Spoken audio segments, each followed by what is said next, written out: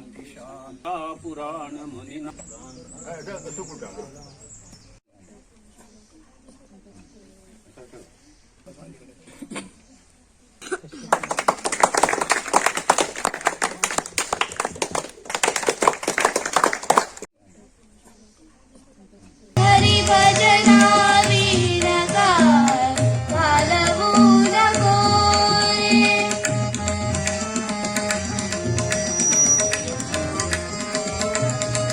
अभियुनी भवा चोरीच्या सापाभियुनी भवा भेटी नाही जीवा शिवा भेटी नाही जीवा शिवा चोरीच्या सापाभियुनी भवा चोरीच्या सापाभियुनी भवा भेटी नाही जीवा शिवा अंतरीचा ज्ञान दिवा घालवू नको रे हरी भजना विनकार घालवू नको रे हरी भजना विनकार घालवू नको रे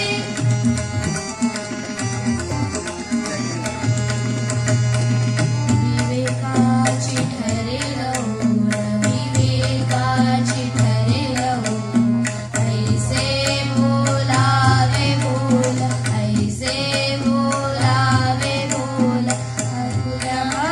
आपुल्या माते उगीच चिखल घालवू नको रे हरी भजना विनकार घालवू नको रे हरी भजना विनकार घालवू नको रे संगती नयुमन आणुनी मनी पुरते समज आणुनी मनी पुरते समज संत संगतीने उमज संत संगतीने उमज आणुनी मनी पुरते समज हरी भजना विनकार घालवू नको रे ज्ञान ज्योत हेत कैची दिवस रात्री हेत कैची दिवस रात्री तया विन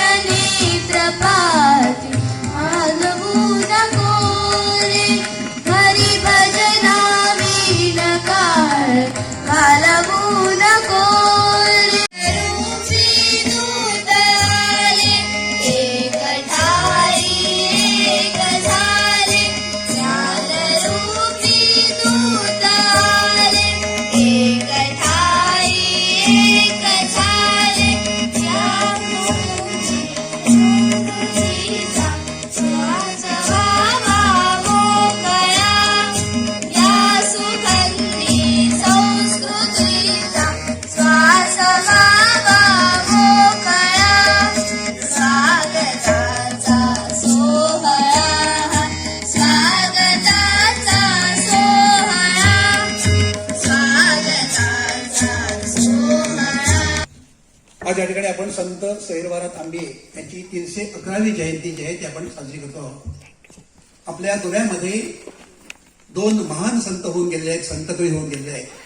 महाराष्ट्र ही जशी एक संतांची भूमी म्हणतात, आपली गोमंत भूमीला काही त्याला त्या ठिकाणी कवी नाहीये. आमच्या गोमंतकमध्ये 2 असे महान कवी होऊन गेले संत कवी. एक विश्वाचा विश्राम रे स्वामी माझा राम रे असं म्हणणारे कृष्ण भट्ट बांधकर. आणि दुसरे मगाशी आपण ऐकलात ते हरिभजना विनकाळ घालवू नको रे असं म्हणणारे आपले संत सैरवारा तांबे यांची ही जयंती आहे. पाप आहे त्याला भजन आवडत नाही. तुम्हाला सगळ्यांना भजन आवडतं, आपल्याला सगळ्यांना आवडतं, त्यामुळे आपण काही पापी नाहीये. तर अशा प्रकारे त्या ठिकाणी सांगितले हरिभजना भगवंताच्या भजनाशिवाय वेळ घालू नका. आणि त्यांनी स्वतः आपण तसंच भगवंताचं भजन भरपूर केलेलं आहे आणि त्या भगवंताला त्यांनी आपलंसं केलेलं आहे, सिद्धी प्राप्त केलेली आहे. जेव्हा त्या ठिकाणी सावंतवाडीला गेले त्यावेळी त्या ठिकाणी त्या ठिकाणचे जे सोम सावंत होते त्यांनी म्हटलं तू स्वतःला संत म्हणवतोस ना, मिरवतोस ना संत संत म्हणून. जर तू संत आहेस मग तो भगवंत जो आहे त्या भगवंताचाच तू सगुण साकार रूप आहेस. तू स्वतःला भगवंताचा अवतार समजतो. जर तू संत आहेस तर तो देव तो मला दाखवशील का? तो मला देव दाखव तर मी तुला संत म्हणेन. आणि नाही दाखवलास तर चापकाच्या फटक्यानं ती चामडी जी आहे तिने चामडी जोडली हे काढीन. त्याने सांगितलं, हे बघा, ते घाबरले नाही.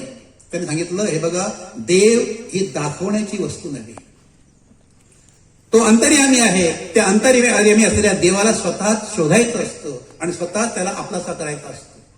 नाही नाही नाही नाही, ते मला सांगू नकोस. जर तुला देव दाखवायला जमत नाही तर मरण पत्करावं लागेल. मरण पत्करावं लागेल. माझ्या मरणावर हा पोचला हे कळल्यावर ठीक आहे, तुला देवच बघायचा आहे ना, मग मी देव दाखवतो. सिद्धी प्राप्त झाले सिद्ध पुरुष असते.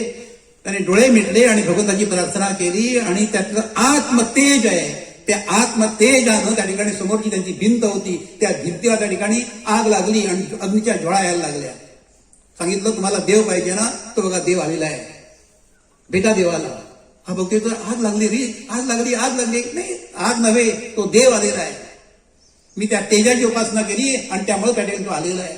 घाबरले, पाया पडले, क्षमा मागितली. पण सांगितलं, आता काही होऊ शकत नाही. तो देव आलाय ना, तो आता रिकाम्या हाताने जाणार नाही, तो जाळूनच जाणार आहे, तो प्राण घेऊनच जाणार आहे. आणि शेवटी त्यांना त्या ठिकाणी ते मध्याच्या याच्या पिंपावर बसले होते, तिथंच त्यांनी त्याला पिंपाला त्याला आग लावली आणि स्वतःला त्या ठिकाणी जाळून घेतलेला आहे. देव ही जी आहे ही देव दाखवण्याची नव्हे, ती अनुभवण्याची गोष्ट आहे. की हा श्लोक म्हणा, कारण आजच्या या यंत्रयुगात कुणीच भारतीय संस्कृतीचे घटक असणारी जेवणा अगोदर म्हणावयाचा श्लोक वदनी कवय घेता नाम घ्या श्रीहरीचे असो किंवा देवाची प्रार्थना करतानाचे श्लोक म्हणताना चुका होतात किंवा पाठच नसतात. असे श्लोक म्हणण्याची आज कुणाला गरज वाटत नाही. यावरून दिसून येते की आपल्या भारतीय संस्कृतीच्या अनेक बाबी जनमनातून नाहीशा होत आहेत. सकाळी तुळशीला पाणी घालून पूजा करणे, सूर्यनमस्कार करणे याची कथा व महत्व आपल्याला माहीतच नसते. जेवताना जमिनीवर बसणे व हाताने जेवणे यामुळे पोटातील नभीचक्र सुरू होऊन पचनास मदत होते. शिवाय हाताने जेवल्यास बोटांची कौशल्य विकास पावतो. पुरातन काळापासून नवजात अर्भकास नवे कोरे कपडे न वापरता जुने सुती कपडे देतो, कारण त्याचा त्वचेला आजार होऊ नये किंवा कपड्यातील केमिकलचा त्रास होऊ नये. बिंदी लावणे, पाया पडणे, नमस्कार करणे यातून मेंदूतील भागांना रक्त पोहोचून आजच्या भाषेत रिफ्रेश होतो. अशा लहान लहान गोष्टींचा विचार करणारी आपली भारतीय संस्कृती ठोर आहे, परंतु हीच संस्कृती आज लोप पावत चाललेली दिसत आहे. भारत देश है मेरा, वो भारत देश है मेरा, या गीताच्या बोलाप्रमाणे भारत हा देश महान आहे. भारत हा सांस्कृतिक, ऐतिहासिक, आध्यात्मिक व शेतीप्रधान देश आहे. या देशाला महान अशी संस्कृती आहे.